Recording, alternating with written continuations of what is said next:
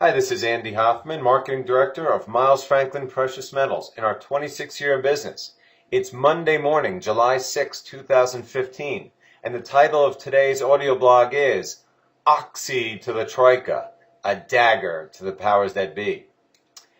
Sunday, July 5th, 2015, will go down in history for a variety of reasons. For one, the Grateful Dead, 20 years after the death of Jerry Garcia, played its final concert nearly 50 years after the so-called San Jose acid test show of December 1965. Back in my college days, I was a huge Deadhead, having seen nearly a dozen shows in venues ranging from Nassau Coliseum to Madison Square Garden, Giant Stadium, Foxborough Stadium in New England, and the Knickerbocker Arena in Albany. To me, particularly during the turbulent and trying mental experience of young adulthood, the Grateful Dead symbolized peace, harmony, and love, and consequently the world was a better place due to their existence. Of course, music is just fun and games compared to the stark reality of the historic Greek austerity, or should I say anti-austerity referendum, which having passed by a count of 61% OXI, or no, to 39% yes, was not quite the landslide I expected, but was a far more powerful result than what was opined by 99% of the world's so-called pundits, some of which were simply tasked with spreading anti-no propaganda, and some of which actually believed the Greeks, which have already been through hell and back, would actually kowtow to the very monsters that destroyed their proud nation, which among other things boasts its moniker as the so-called birthplace of democracy. Between Goldman Sachs, which helped Greece hide much of its debt off balance sheet, no doubt in return for monstrous banking fees, and the so-called Troika of the ECB, IMF, and the European Union, which milked Greece dry, destroying their economy and forcing them into permanent debt servitude, it's not an understatement to suggest the Greeks' overall view of the Western powers that be as one of pure evil, which at all costs must be destroyed. Which is exactly what yesterday's vote will in fact catalyze, 44 years after the global gold standard was abandoned, as the Greeks took what will likely be the first step toward destroying the hideous, impoverishing fiat regime that replaced it. At this point, the only remaining question is whether the inevitable implosion of history's largest, most destructive fiat Ponzi scheme will snowball immediately or take a bit more time as said powers that be attempt one last overdose of unprecedented money printing, market manipulation, and propaganda, which I assure you they not only will, but have already started this morning on all fronts. Money printing wise, who knows what weapons of mass financial destruction the ECB, Fed, and other malignant partners are deploying to prevent the immediate post-vote response from being cataclysmic.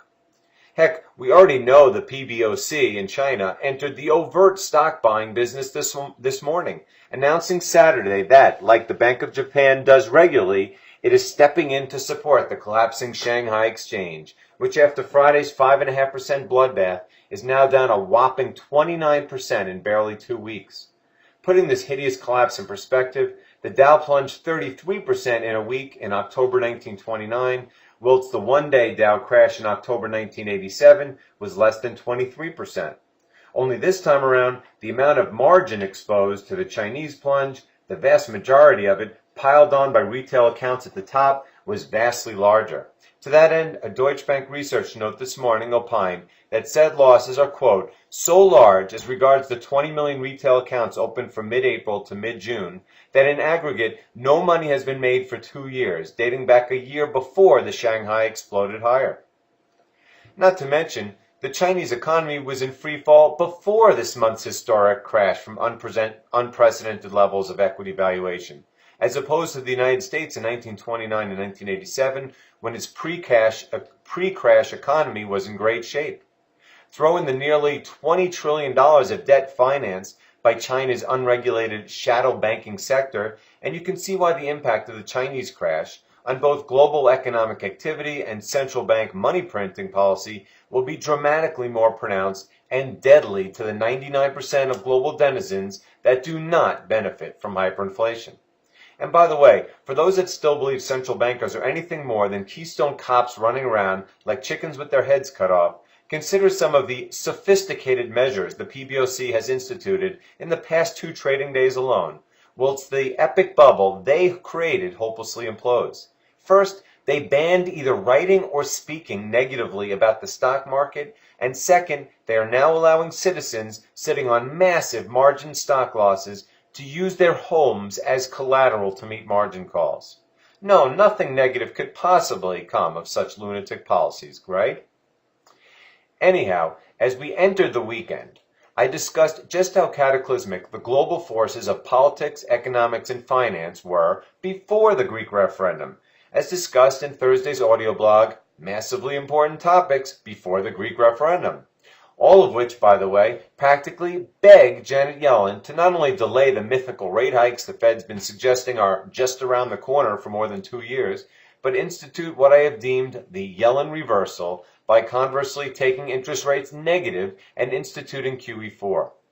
Thursday's historically hideous NFP employment report, featuring flat wages, collapsing full-time employment, and the lowest labor participation rate in 38 years, along with the largest year-over-year plunge in factory orders since, drumroll please, 2009, and countless other collapsing data points, including record oil production amidst record inventories and stagnant demand, suggest the July 29th FOMC meeting may well be remembered not for the so-called rate hike preparations propagandists like Steve Leisman and John Hilsenrather paid to report, but the commencement of imminent QE4 chatter in the mainstream media.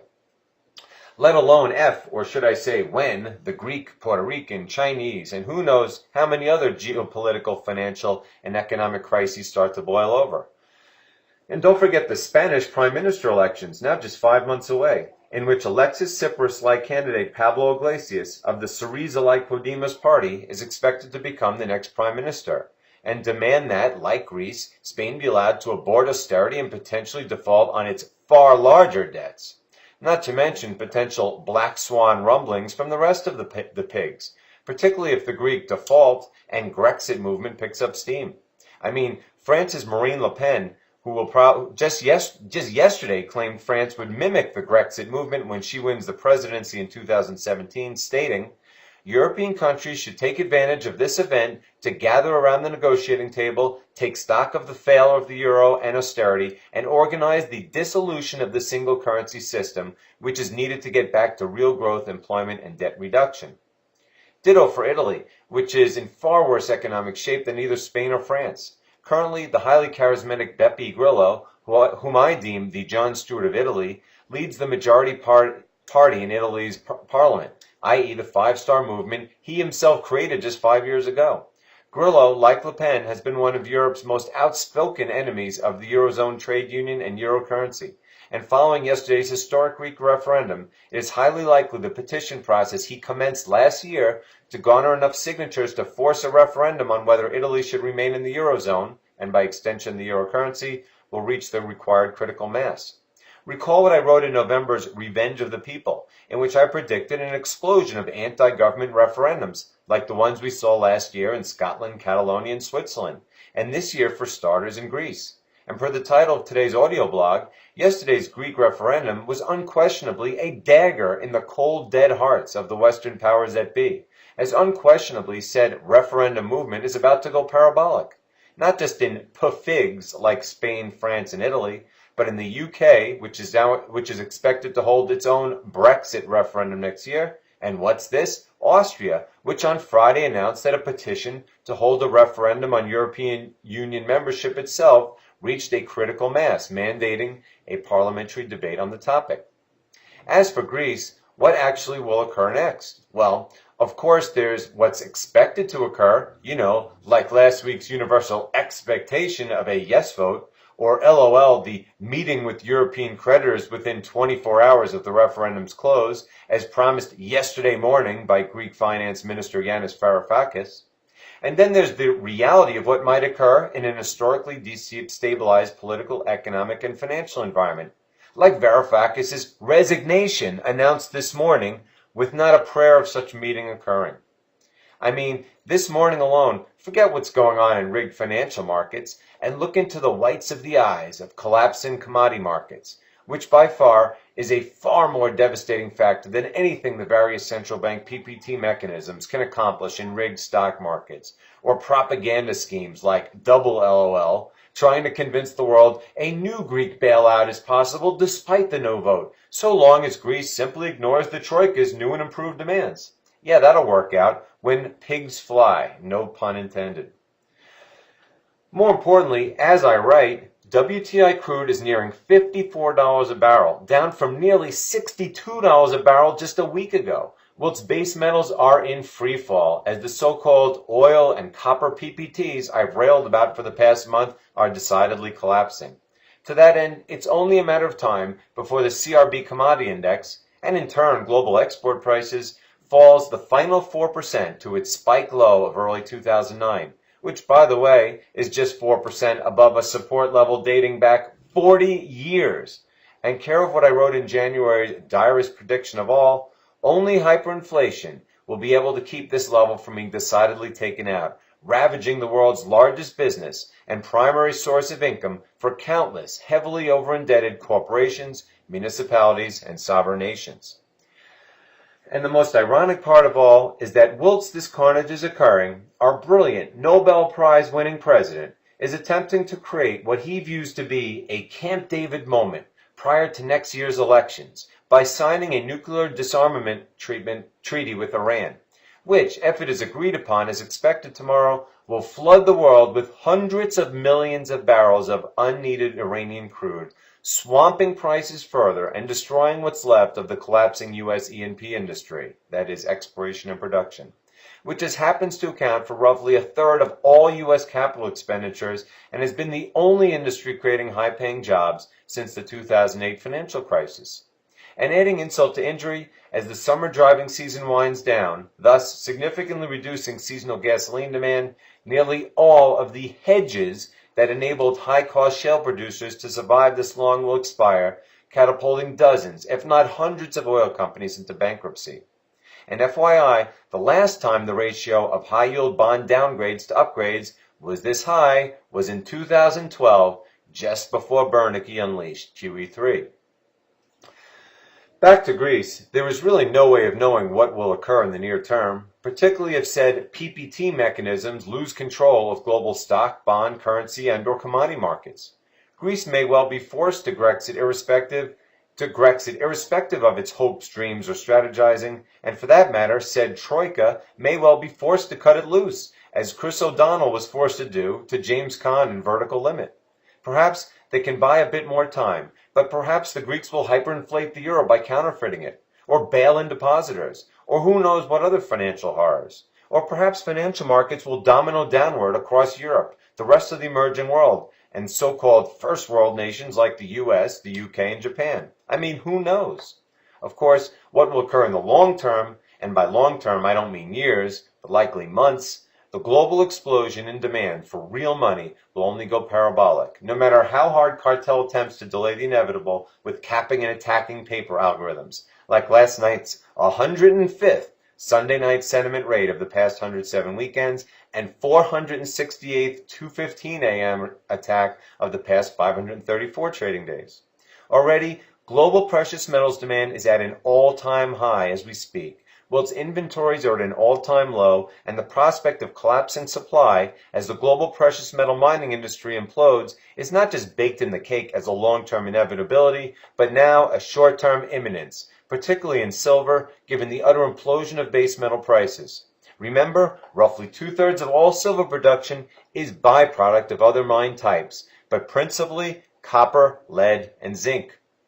And nowhere is the mining industry collapse better symbolized than in the potential delisting from the New York Stock Exchange of Rob McEwen's arrogantly named McEwen Mining, which is now down 90% in the past 4 years, from $10 a share to below $1 a share. To that, I might add, with his other company, Lexum VG Gold, down 95% during this time. Sadly, McEwen, who rose to fame by not only founding Gold Corp, but at one time having a policy of holding back production when the cartel suppressed prices, has spent the past decade playing bankers' games, handing millions of fees to Bay Street bankers to roll up his haphazard property acquisitions, whilst forsaking his once staunch anti-cartel stance and leaving the battle to true financial patriots like Eric Sprott. Hopefully, McEwen has been humbled enough both reputationally and financially, to retake up this fight, which the Miles Franklin bloc has fought unwaveringly for 15 years, which clearly is on the verge of being won, as demonstrated by the aforementioned explosion in global demand, whilst global inventories and shortly supply collapse. And now that it's become public knowledge that the precious metal derivatives explosion at so-called too-big-to-fail banks like Citigroup and JP Morgan are behind the past 4 years' relentless artificial suppressions, it's just a matter of time before the paper juggernaut they've created is swamped by the reality of physical supply and demand fundamentals, as history's largest, most destructive fiat currency regime implodes. To that end, we can only reiterate as vehemently as possible that the time is now to protect yourself while you still can. Here at Miles Franklin, we have conducted business for 26 years without a single registered complaint, and can help you not only with the purchase, sale, or storage of precious metals, but a variety of financial planning strategies we have honed over 2 decades of working with gold and silver. In fact, not only did I tape a podcast with Miles Franklin's president and co-founder, Andy Schectman, earlier this year to describe such strategies, titled Swaps, Trades, and Repatriations, which you can find on our website or by Googling, but we'll be taping an interview with him later this week about the bullion industry itself, following last week's news that a longtime competitor, Bullion Direct, quote, suspended operations in what has all the look and feel of a Tolving-style implosion. As for Miles Franklin, all we ask is that you give us a call at 800-822-8080 and allow our staff of professionals, on average sporting nearly 25 years of industry experience, to give you a free consultation. And as always, I can be reached via email at ahoffman@milesfranklin.com. And to conclude, I think a quote from the great Paul Craig Roberts is in order of just how historic and globally significant yesterday's Greek OXI vote was. Quote, 2,500 years ago, Greeks saved their independence from the Persian Empire. Sunday's vote will tell us whether Greeks have again served liberty or whether they have succumbed to Washington's empire. The fate of all Europeans and of Americans themselves will be settled on Sunday.